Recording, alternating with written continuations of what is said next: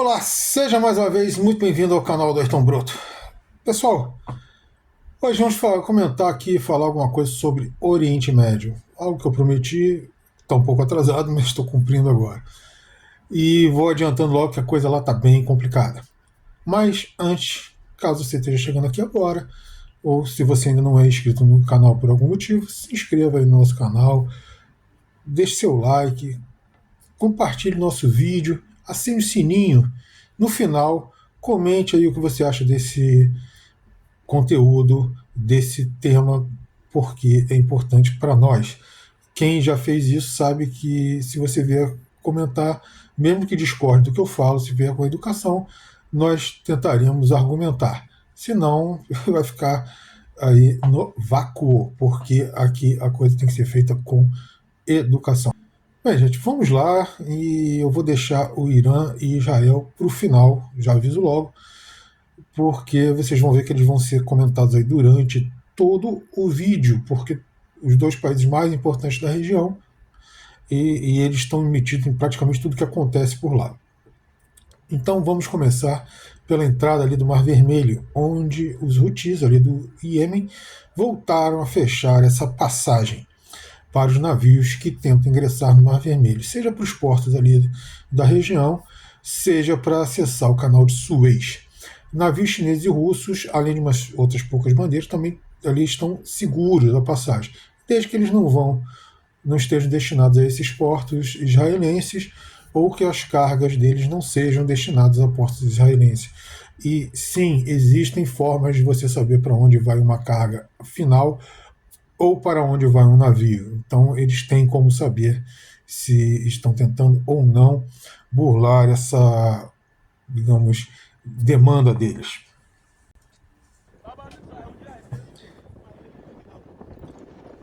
Bom, eles fizeram isso e eles já começaram afundando um navio que dizem eles era de bandeira israelense. Eu não consegui descobrir nem o nome do navio, embora tenha as imagens e a alegação deles. Então é uma alegação puramente deles. Eu coloquei a imagem no vídeo, mas eu não consegui descobrir de onde é este navio. Eles também já estão em confronto com os Estados Unidos, porque os estadunidenses bombardearam o Iêmen, a capital Sanaã e umas outras localidades, e em represália os Houthis voltaram a bater um drone de espião americano, estadunidense, e atacaram a frota americana que está por ali. O porta-aviões USS Harry Truman foi atacado e, segundo os Houthis, atingido. Uma outra fragata da escolta da frota também foi atacada, mas aí não se sabe se ela foi atingida. Na verdade, o próprio porta-aviões não se sabe se foi atingido, se é a alegação dos Houthis. De qualquer forma, os estadunidenses afastaram a frota ali daquela região. Além disso, os Houthis também atacaram uma base aérea de Israel com um míssil, que, segundo os Houthis, atingiu a base, causando alguns danos, e ameaçaram o aeroporto de Ben Gurion, que é o aeroporto de Tel Aviv, o aeroporto internacional que serve a Israel. Eles ameaçaram, inclusive, voos comerciais de passageiros. Os Houthis, eles nitidamente têm uma tecnologia e um poder de armamento que é impensável para um grupo do tipo deles. É um grupo guerrilheiro bastante, a princípio, bastante, ou aparentemente, pelo menos, bastante rudimentar. Mas eles são fortemente apoiados pelo Irã e dizem também pela Coreia do Norte. E então esses países que detêm tecnologia e têm muito mais condições abasteceriam os Houthis com armas e equipamentos. Por isso essa capacidade deles. Para completar, eles estão ali entrincheirados ali nas montanhas e é muito difícil você detectá-los ou tirá-los dos seus esconderijos. Os especialistas militares dizem que só uma operação no terreno, ou seja, com tropas no terreno, seria possível de você minar realmente essa posição dos Houthis. O problema é que seriam necessários de 400 a 700 mil homens. Aí cada especialista tem o seu número ali, né? Só que isso aí seria uma operação gigantesca, teria um custo financeiro, social e político enorme, e o único país que poderia arcar com isso no momento seria os Estados Unidos, e mesmo eles no momento estão bastante debilitados, eles não têm tanta condição de se aventurar numa coisa dessas. O problema maior também, mesmo com uma ação desse tipo, é que os Houthis mostraram que eles têm capacidade de alcançar, por exemplo, os campos petrolíferos da Arábia Saudita. E eles podem causar grandes prejuízos, grande destruição nesses campos. E isso catapultaria o preço do petróleo, causando uma recessão mundial. Então, qualquer ação ali, por assim, tem que ser muito bem pensada, e o mais provável é que essa questão dos Houthis tem que ser resolvida por meios diplomáticos. Uma ação militar ali pode ter desdobramentos muito complicados e muito imprevisíveis, causando mais danos do que soluções. Um pouco mais acima nós temos palestinos, Gaza e Cisjordânia. Uma parte da população está em diáspora pelo mundo e outra parte está ali confinado nessas duas regiões. O frágil acordo de cessar-fogo que foi acertado entre eles e Israel e que foi quebrado várias vezes e acabou de vez. A Israel já volta a bombardear civis e infraestruturas com força, e o Hamas responde com alguns mísseis e foguetes em direção ao território israelense. As condições de cessar-fogo, como eu comentei, nunca foram totalmente cumpridas, e pelo menos pelas acusações do Hamas. E Israel também acusa o Hamas de não cumprir, principalmente na questão de troca de prisioneiros. E o próprio cessar-fogo ele não chegou a concluir aquilo que se propunha, que era possibilitar a própria troca de prisioneiros e uma negociação mais profunda. E a troca não terminou, o Hamas ainda tem vários prisioneiros israelenses com eles, e as ações de Israel já voltam a causar horrores ali naquela parte do Oriente Médio, enquanto que o mundo assiste a isso aí sem fazer muita coisa. Embora mais na frente a gente vai ver que os BRICS falaram aí que vão fazer, mas não no momento, agora eles não teriam condições. Um pouco mais acima temos o Líbano, ali mais para o norte um pouquinho. O Hezbollah esteve num sério confronto com Israel, quando o mesmo cessar-fogo terminou em Gaza e terminou com esse confronto com o Hezbollah também. Os confrontos ali no Líbano, eles já não eram mais apenas de troca de mísseis, eles já estavam ali na frente de batalha mesmo, com tropas israelenses tentando penetrar no território do Líbano, mas eles enfrentavam uma defesa ferrenha do Hezbollah, e os avanços de Israel foram pífios. Alguns lugares dizem que eles penetraram coisa de 10 metros, 20 metros, muito pouca coisa. Não chegaram a tomar nenhuma cidade efetivamente. Então acabou que esse cessar-fogo foi bom para Israel. Israel já quebrou esse cessar-fogo várias vezes também, já bombardeou prédios no Líbano, já bombardeou algumas cidades, mas não com a mesma ferocidade que vinha fazendo antes do cessar-fogo. Mas nunca foi um cessar-fogo total. Na Síria, a coisa é bem diferente. O novo governo não consegue manter controle sobre as facções que formaram as forças que depuseram Assad. E temos vários problemas no país. Nas colinas de Golã, Israel completou a conquista e fixou posições. E mesmo que oficialmente o novo governo tenha afirmado que Israel deveria deixar o local, nada faz de efetivo para isso, até porque ele não pode, ele não tem condições materiais, militares para expulsar Israel. Israel, inclusive, já ocupou parte do vale ali em direção a Damasco. Na região majoritariamente alauíta, fervilham vídeos de massacres e de humilhações e assassinatos de civis alauítas por parte dessas facções que tomaram o governo sírio. As bases russas abriram as portas porque milhares de alauítas se aglomeraram ali nas portas das bases russas, e aí os russos acabaram abrindo as portas e aceitaram refugiados. Já levaram mais de 1.500 para a Rússia, em voos que saem da base aérea. São duas bases russas ali na região, uma base naval e uma base aérea. Eles já levaram mais de 1.500, mas é uma solução paliativa que não tem muita efetividade, porque são alguns milhões de alauítas. Não vai transportar todo mundo para a Rússia, é impossível. Mas pelo menos alivia alguma coisa. Ao norte, os curdos estão se acertando com os turcos e já ameaçam o território da Síria, inclusive o novo governo também. Como eu disse que aconteceria, próximo da fronteira do Iraque, as forças leais a Assad, que tinham atravessado a fronteira em direção ao Iraque, iniciaram uma contra-insurreição e já dominam ao menos uma cidade e 2 vilas.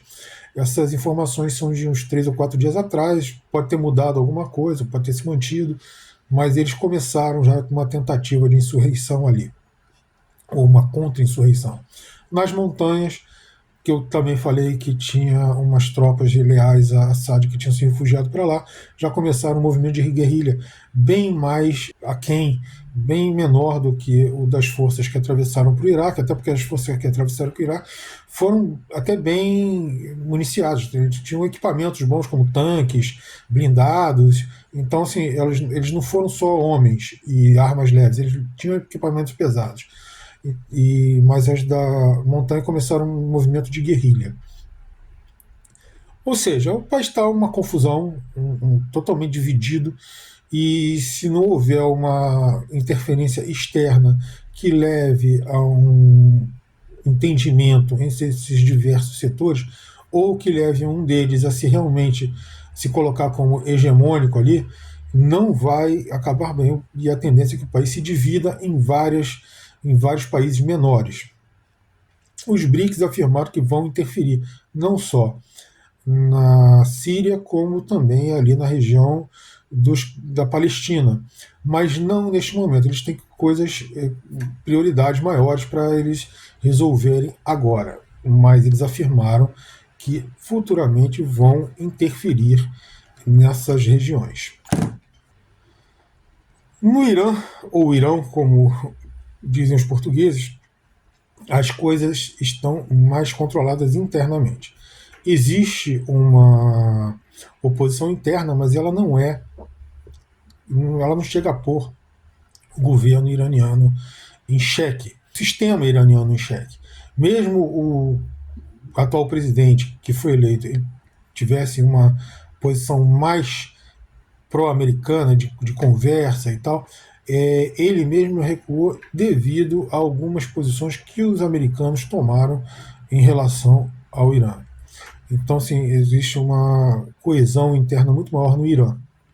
Compensação externamente está complicado. Israel segue pressionando e o próprio americano, o Trump, que às vezes ele parece que tem dupla personalidade, é um bipolar, assim, porque ele faz uma coisa, daqui a pouco ele desfaz, e aquele acordo que a Hillary Clinton costurou baseado no acordo que o Lula tinha conseguido com os iranianos, há mais de uma década atrás, na época do governo Obama, o Trump, quando assumiu, substituiu o Obama, ele simplesmente se retirou do acordo. O Biden tentou reativar, ou pelo menos negociar um novo acordo, os iranianos se recusaram, e agora o Trump quer negociar um novo acordo nuclear para o Irã, para a inspeção do programa nuclear iraniano. Só que o Irã se recusa também. Aí o Trump deu um ultimato de 2 meses para que eles mudem de ideia. E o Irã diz que se o americano quiser guerra eles terão, mas eles não vão mudar de ideia. Se a gente lembra, eu comentei inclusive isso no meu vídeo curto, o Putin, naquele telefonema que ele teve com o Trump, falou que não apoiava uma bomba nuclear do Irã. Sim, não apoia uma bomba nuclear do Irã, mas tanto Rússia quanto China, os dois fizeram essa declaração conjunta, apoiam o programa nuclear do Irã, que, diga-se de passagem, é um programa que os iranianos afirmam veementemente que não tem objetivo de uma construção ou da preparação de um artefato nuclear, mas sem inspeção externa, pelo menos no momento. Além disso, os russos têm um acordo de defesa com o Irã. Eles estão armando o país, já entregaram alguns equipamentos de ponta, inclusive de guerra eletrônica, o mais avançado do mundo, está nas mãos do Irã, e caças de última geração, ou seja, o Irã está bem equipado, além dos mais de 100 mil mísseis e dezenas de milhares de foguetes também que o Irã tem. Então, assim, não é fácil, não seria uma tarefa fácil aos americanos mesmo bombardear o Irã, porque inclusive defesas aéreas sofisticadas os iranianos têm, fornecidas pelos russos e desenvolvidas pelos próprios iranianos. Ou seja, ali coisa para os americanos intervirem militarmente vai ser complicado, não é um passeio no parque como o Trump pode pensar. E ainda pode envolver Rússia e China, se não diretamente, ao menos numa situação meio parecida com a Ucrânia, com os dois armando e municiando o Irã num confronto contra os Estados Unidos. Além do tamanho do território iraniano e da população iraniana, que são bastante significativos. Então, assim, não é uma situação fácil ali. Em Israel, a situação é mais complicada do que no Irã, porque se o Irã tem problema externo, Israel tem problema externo e tem problema interno também. Os israelenses eles recebem pressão de fora ali dos três grupos, os que chamam os 3Hs, o Houthi, Hezbollah e Hamas, e do próprio Irã. E ainda tem problemas internos bastante graves e que vêm se agravando dia a dia. O apoio do Tio Sam ali, embora amenize a pressão externa, não é suficiente para resolver os problemas internos. O Tio Sam ele entra ali com, por exemplo, a frota dele está ali desde que a coisa com o Hamas degringolou. E, então ele sempre mantém ali uma frota com porta-aviões e tem apoiado, não só em termos de equipamento e financeiramente, também com ações bélicas, como bombardeando algumas regiões. Mas o problema interno de Israel ali é que é o maior problema deles no momento. Inclusive, isso já foi falado por um ex-primeiro-ministro de Israel, que disse que tudo bem, tem inimigos externos, mas o maior inimigo de Israel hoje é interno, e ele diz que é o governo de extrema-direita de Netanyahu. Vamos aqui ao que importa, como é que está a situação. Os ortodoxos, os judeus ortodoxos, sempre fizeram oposição a esse expansionismo israelense. Agora, devido aos abusos da guerra perpetrada pelo governo de Netanyahu, essa oposição dos ortodoxos está mais acirrada. Para completar, já se vê cisões políticas no próprio governo e nas instituições de Estado de Israel. Nas instituições, nós temos o governo em guerra praticamente com a Suprema Corte. E uma parte do governo apoia o Netanyahu, outra parte está apoiando a Suprema Corte. Além disso, algumas instituições civis, como sindicatos e até mesmo grandes empresas, ameaçam parar totalmente a economia do país se o Netanyahu não rever algumas das posições que ele vem tomando. Uma delas é reconduzir Ronen Bar, que era o chefe do Serviço de Segurança Interna e foi demitido por Netanyahu. Ele acusou o Ronen Bar de não ser mais confiável e então demitiu. A Suprema Corte mandou reverter e reconduzir o Ronen Bar à chefia do Serviço de Segurança Interna, ao que o Netanyahu se negou, e isso acirrou já esse conflito interno que se desenhava. Além dessa confusão toda entre instituições e dentro do próprio governo, você ainda tem a população mais revoltada.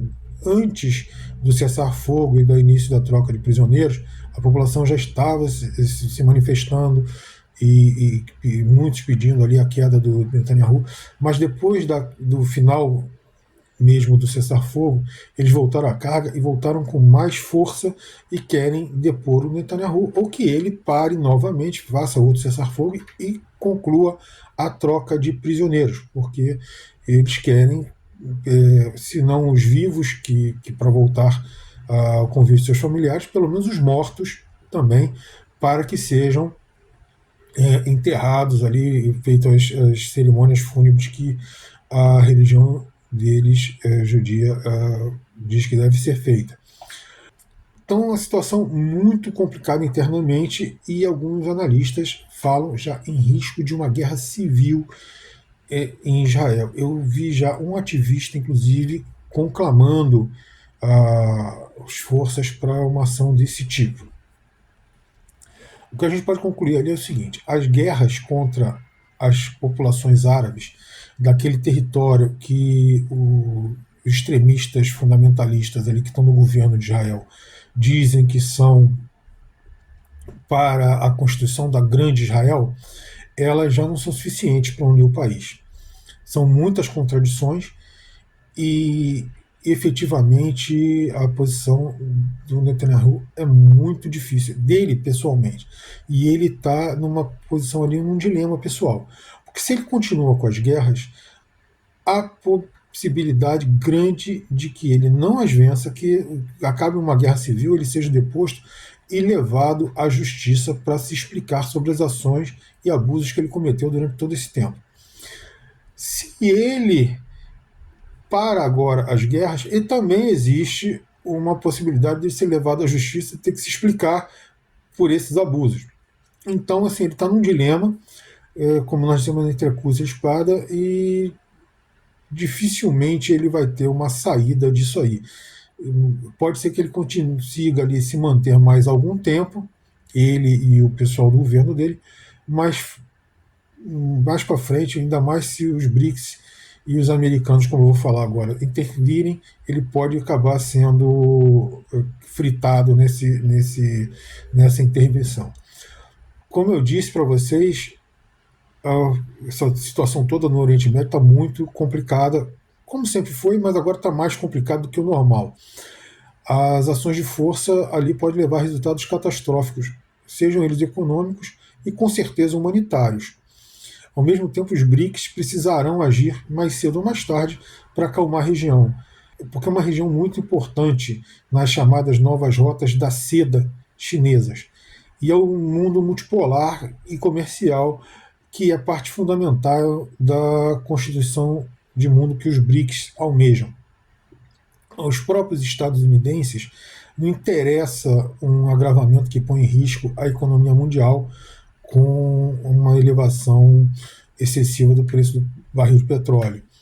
E não será de todo estranho que a gente veja até uma união ali das duas partes para cada um acalma ali os seus apoiados e que se leve a uma paz. Se não for uma paz dos anjinhos ali tocando arpinha, será uma paz nervosa, mas pelo menos será uma situação muito mais aceitável do que essa confusão e essa carnificina que a gente vê hoje na região. Vamos ver, isso não vai ser para agora, isso vai ser mais para frente, mais alguns meses para frente, porque, como eu disse, tem outros pontos do mundo ainda que estão mais complicados até do que o Oriente Médio, até porque no momento as forças do Oriente Médio elas estão se comendo entre elas, mas elas não têm força sozinhas para aumentarem esse conflito a ponto de levar a um desastre mundial. Só se uma das grandes potências apoiar de forma muito assintosa uma das partes. Não é o que acontece no momento. A verdade é que Israel está se mantendo pelo apoio americano, mas ela também não consegue uma expansão tão grande assim como era de se esperar. Então, a tendência é que mais para frente a coisa acalme e venha uma paz nervosa, como eu disse.